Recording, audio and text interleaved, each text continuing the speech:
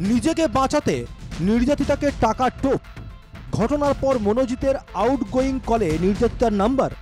ঘটনার পর নির্যাতিতা মনোজিৎকে জানায় পুলিশ অভিযোগ করবে। এরপরই নিজেকে বাঁচাতে একাধিক ব্যক্তিকে ফোন করে মনোজিৎ। কোথাও সদুত্তর না পেয়ে নির্যাতিতাকে ফোন করে ভয় দেখায়, এমনকি টাকা দিয়ে মুখ বন্ধ করতে চায়। প্রাথমিক তদন্তে উঠে এসেছে এমনই তথ্য। সাউথ ক্যালকাটা ল কলেজ থেকে রেজিস্টার বাজেয়াপ্ত করল লালবাজারের গোয়েন্দা বিভাগ।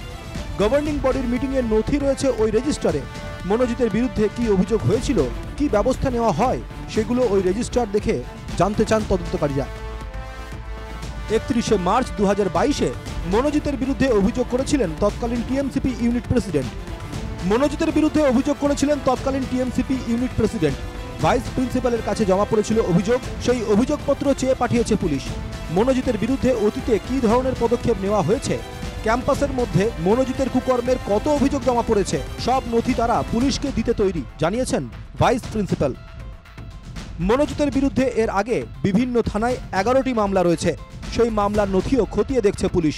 একই সঙ্গে এই ঘটনা সামনে আসায় বেশ কয়েকজন নির্যাতিতা মুখ খুলেছেন। তারা চাইলে এখনও থানায় অভিযোগ করতে পারে, জানানো হয়েছে পুলিশের তরফ থেকে। কসবাকাণ্ডে তথ্য প্রমাণ লোপাটের সম্ভাবনা। কলেজে সর্বত্র সিসিটিভি না থাকায় তথ্য প্রমাণ লোপাটের চেষ্টা হতে পারে, মনে করছেন তদন্তকারী অফিসাররা। ঘটনার পর অভিযুক্তদের বিভিন্ন জায়গায় ঘুরতে দেখা গিয়েছে। ফুটেজে অভিযুক্তদের ফোনের কথাও বলতে দেখা গিয়েছে। অভিযুক্তদের অভিব্যক্তি থেকে পরিষ্কার তারা ভয় পেয়েছিল।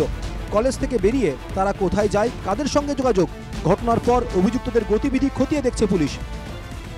বহিরাগতদের ছাড় দিয়েছিল মনোজিৎ বাহিনী। আইন কলেজে অবাধ প্রবেশ বহিরাগতদের, বন্ধ করা যেত না মেন গেট, জেরায় বিস্ফোরক নিরাপত্তারক্ষী পিনাকি বন্দ্যোপাধ্যায়।